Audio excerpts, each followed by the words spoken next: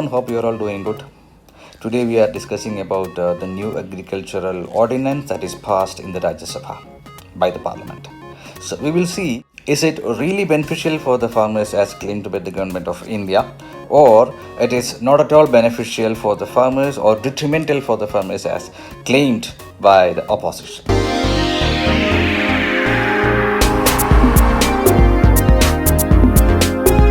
Before beginning, let's see what is the existing farming system. So here we can see, as mentioned in the chart, farmers who produce the crops, they sell it in the APMC yards, Agricultural Produce Marketing Corporation. It is a government controlled market for selling the crops by the farmers, cultivated by the farmers. And from there, it goes into the hands of intermediaries, and from intermediaries to the wholesalers, and then to distributors, then to retailers, and then to the end customers like you and me.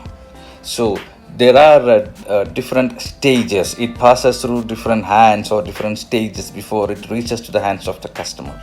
So as we know, between these steps, there are people, private players. They are playing with the crops and they are making profit out of it.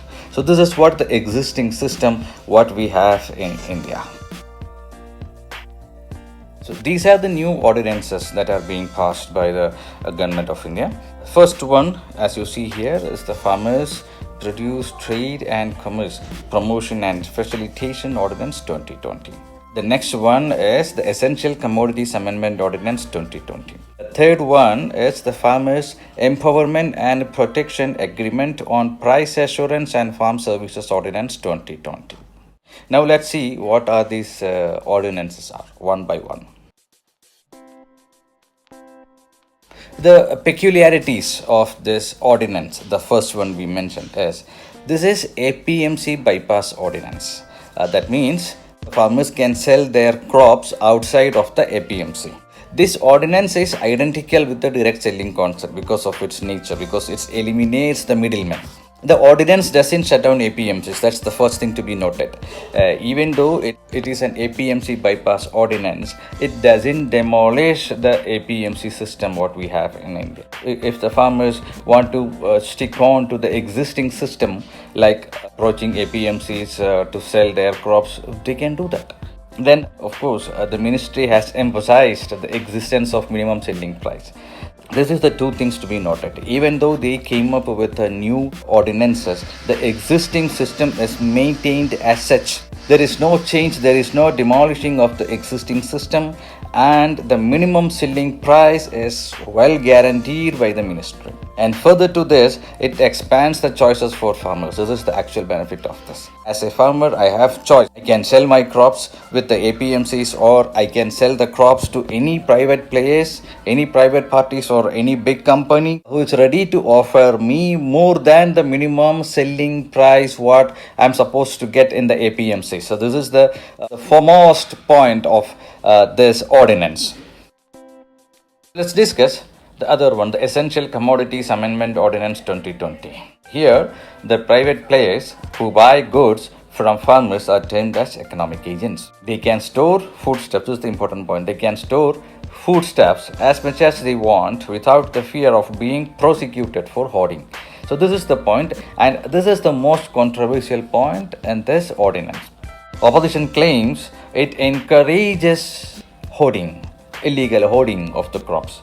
But there is a other side to this point. The private players, when they are able to store as much as they can, they have plenty of options. The limitation of the system of APMC, the present system, is a customer who is doing agriculture, for example, in Shimla or Jammu and Kashmir, somewhere in the country. They cannot sell it into the southern parts of India. It's not possible.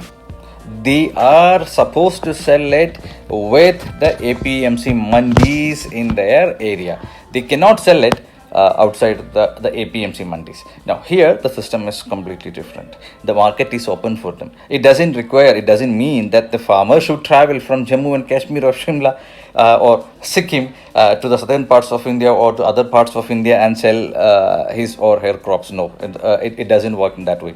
There are parties who could approach the farmer and offer more price or a better price or make a better deal and collect the crops, and they are the ones selling it across India or maybe across the globe.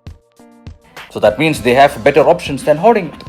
They spend their money and store food, and they are waiting for a good time to come where the essential commodities are not available in the market, and then they can sell and they can make a benefit out of it. No, it doesn't work on that way. Their market is expanded. They can sell it across India or across globe. So the possibility is they will not stick on with hoarding. There are less possibility that they would stick on with hoarding.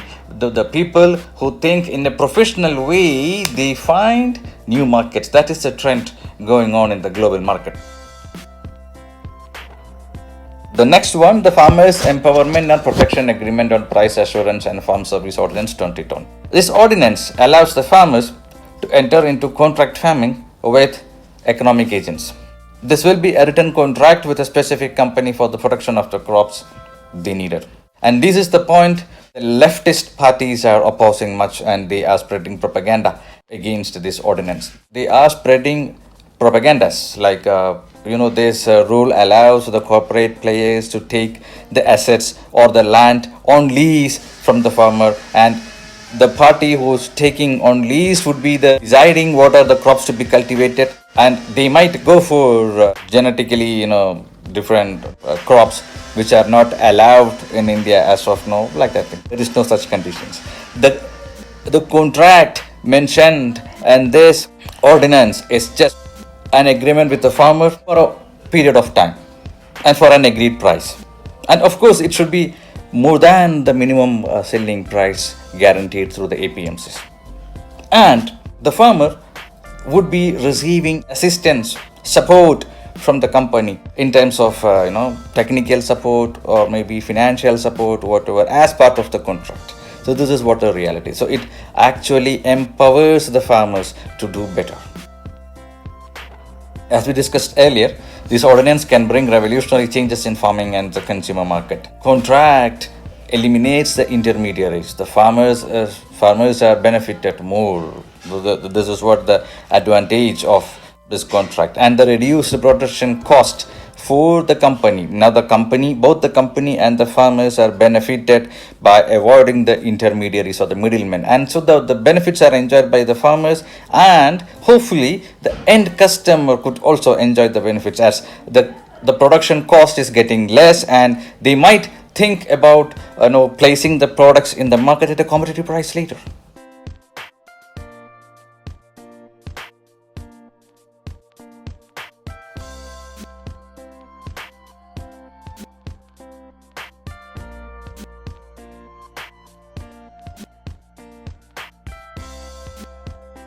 So here is the verdict. The cons we discussed were already present in the previously existed agricultural laws under the new one. Hence, there is no need to point out these cons as a result of the new ordinances. The educated youth, that's the most important point. The educated youth with innovative ideas are expected to bring drastic changes in the agriculture sector. The educated youth who are ready to do something, when they know that there are companies, they are ready to help them, they are ready to support their hard work, they might come into the farming with innovative ideas. So this could bring big changes in the market and big changes in the economy, big changes in our natural resources as well.